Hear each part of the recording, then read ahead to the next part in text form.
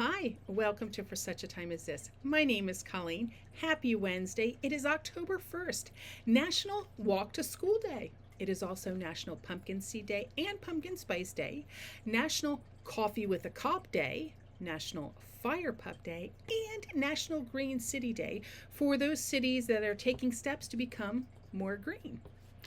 So, as I was taking time to prepare for today, to be honest, I was really having a difficult time focusing. You see, I'm a task oriented person. I may have shared that before, but I am always thinking of the next task that needs to be done. Almost to the point where it's hard for me to enjoy things. For example, decorating the Christmas tree. I sometimes have a hard time enjoying being in the moment of decorating the Christmas tree because I'm thinking about, okay, well, these ornaments need to be put back in the box, and the box needs to be taken back downstairs, and then this needs to be pulled out, and my brain is constantly thinking of the next thing that needs to get done, where I miss being in the moment. Very, very frustrating. I'm thankful that I'm a task-oriented person on one hand because, well, I get things done. At the same time, I sometimes miss out on things because I have a hard time just being in the moment. And I began to realize that these tasks, the task list, can sometimes be an idol for me. Making those checks, crossing those tasks off, become more important to me than just being quiet. And so I started thinking about two sisters. They're found in the book of Luke, chapter 10, beginning with verse 38 through 42. And this is what it says. As Jesus and his disciples were on their way, he came to a village where a woman named Martha opened her home to him. She had a sister called Mary, who sat at the Lord's feet listening to what he said. But Martha was distracted by all the preparations that had to be made. I can totally identify. She came to him and asked, "Lord, don't you care that my sister has left me to do the work by myself? Tell her to help me."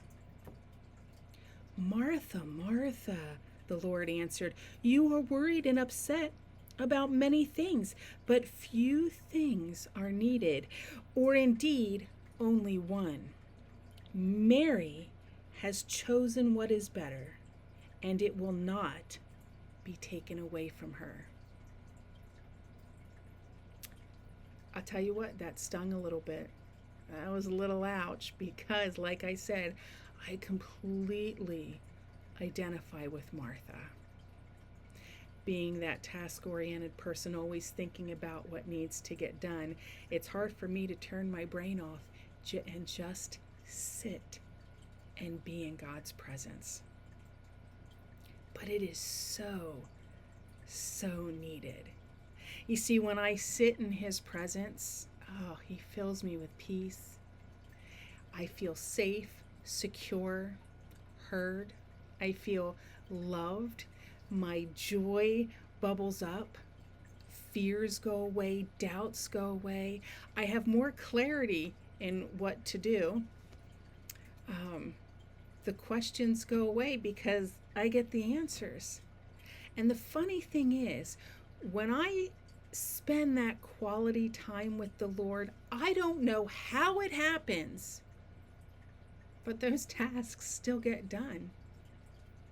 When I make him a priority, when that task list isn't an idol, but I make him a priority,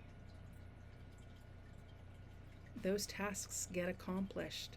I become more productive. And if I have to shift my schedule around and put some tasks off, it doesn't bother me anymore. I'm actually able to let it go. But in order to feel all of those wonderful or experience all the goodness of God, I need to be Mary and just sit at his feet.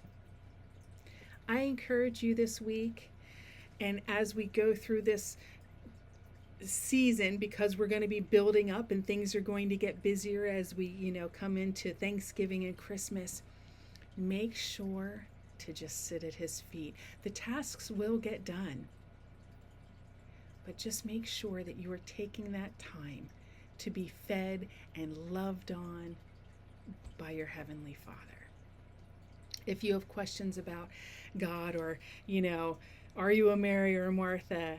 And how do we prioritize and take time to be with him? And please reach out to us. We'd love to help and encourage you. We can be reached at for such a time, the number 414, at outlook.com. And as always, as it says in the book of Numbers, chapter 6, the Lord bless you and keep you. The Lord make his face shine on you and be gracious to you. The Lord turn his face towards you and give you peace. Shalom, my friend.